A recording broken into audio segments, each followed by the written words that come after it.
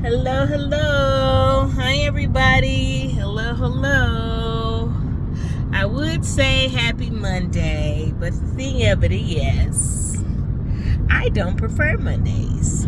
So I'm not going to say happy Monday. And one thing about Sister Theo, I'm not going to fake for nobody. I don't like fake. I won't say it upsets me, but I don't like fake. Me and fake don't get along. I prefer all things real and true, as close as possible. But I will say thank you for this day that the Lord has made. Back with another chat. Y'all know how I love to chat every now and then. Not all the time. Sometimes I'm quiet. I don't have anything to say. I don't want to say anything. I'm not interested in speaking. I do have those moments. It may not seem like it, but I don't always like talking. Believe it or not, I really, really don't. But I'm back with another chat. I was sitting here meditating on how do we handle bad news. When you get bad news and you weren't expecting it, and it's certainly not what it's something you don't want to hear, and you're trying to process it, and you always got that woe is me that want to show up, why me type of thing, and now we're gonna talk about that for a second. Sometimes it's you because you did it to yourself, and we don't like that conversation, but it will be factual. Sometimes you're in it because of you. Yeah, it's all right. We're gonna be all right. As long as Christ sits on the throne, we're gonna be all right, and He will not be dethroned. So it's all good. What do you do with bad news? I want to say I felt led to chat about how when trouble shows up, turmoil shows up, circumstances that seem quite unbearable shows up, what do you do? How do you handle it? How do you process it? How do you get through it? Well, I don't know about y'all, but I get to thinking about things that the Lord has already done for me, way out of no way that He has already made. The midnight hours where He showed up, and I want to share a few with y'all. Many times we talk about the goodness of God, and we may not get too many particulars, but I want to share particulars today. I love the Lord so much, y'all, because He loved me when He could have been tired of me. He's treated me like a friend. God has loved me and treated me like a friend to the point where He would show me things that were going to happen in my life or in my family or in others' lives for that matter. But we won't be discussing nobody else's life. That's nobody's business but theirs. But as it relates to mine, I remember the Lord showed me when He was going to financially increase my family. He showed me that in a dream. These are dreams. My husband left one job and went to the next job in the dream. And at the time when the Lord gave me the dream, it didn't make any sense. He had no plans to leave the job he was at.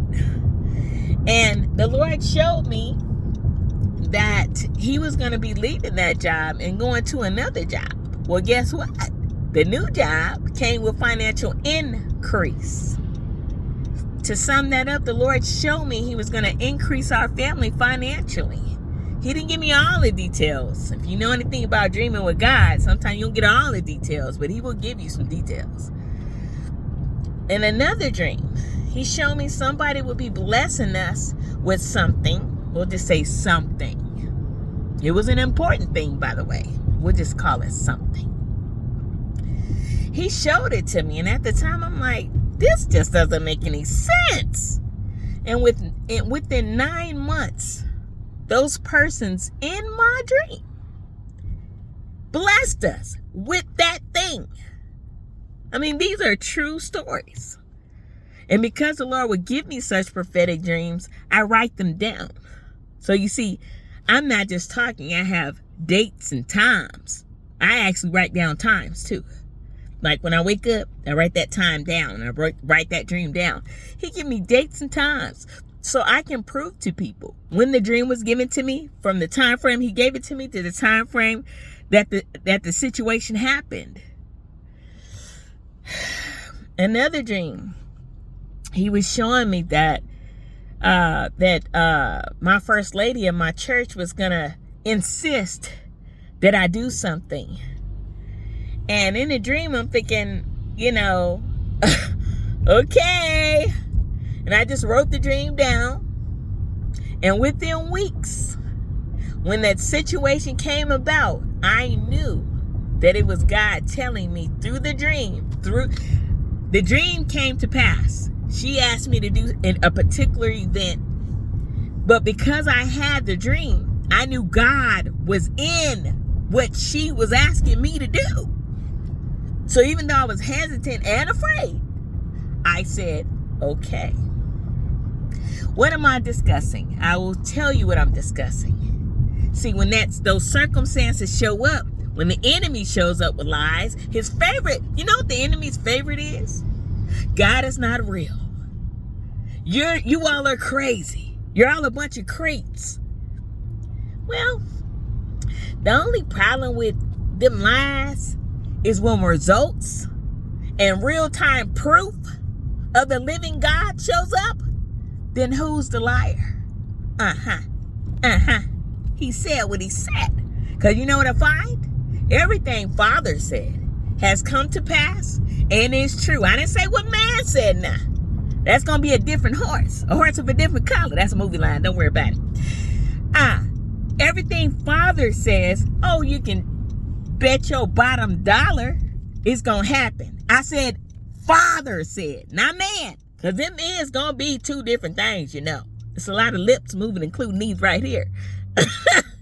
But, yeah, you can bet your bottom dollar if Father said it will happen. He told Adam, that if he eat of that tree, y'all know the one, they will surely die. Men are dying today, to this day. And this one really good to me. How we want to talk about how the Bible ain't real and God ain't real and all this and that. If that is true, the Passover happened how many years ago? The Exodus from Egypt and all of that, the Passover, how many years ago? I'm no scholar, and I won't pretend to be. I'm not one of the people that act like they know. No. It's great to know things. Me personally, I'm about results. I'm not interested in proving I know nothing. I'm interested in knowing and believing and showing forth that this God that we harp about is a very real God. And if we but open our hearts, do a little homework, and really pay attention, we can see him on our very own. You'll be able to see him. How is it that the Passover of the Jews happened so many years ago and all the way in 2025? Just put your brain on that for a second. In 2025, they're still celebrating the Passover. If it never happened, how is it people will be still celebrating it in the 20th century? That's all I'm asking us to think about.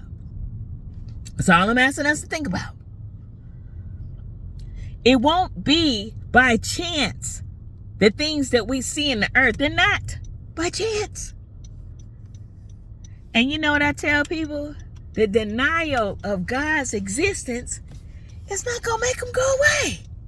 Nor will denying him make our obligation or responsibility to obey him go away.